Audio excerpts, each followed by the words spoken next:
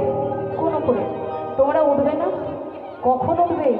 আমি হাত ধরে টান দিলে তখন? ওই মা আবার ব্যাগ খোলে কেন?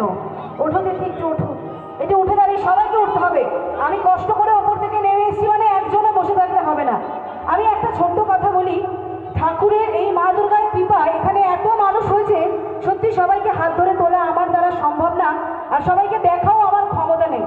কিন্তু আমি বারবার বলছি, আমার গানে কাউকে নাচতে হবে না, এই হরিনামে সবাই আনন্দ করো।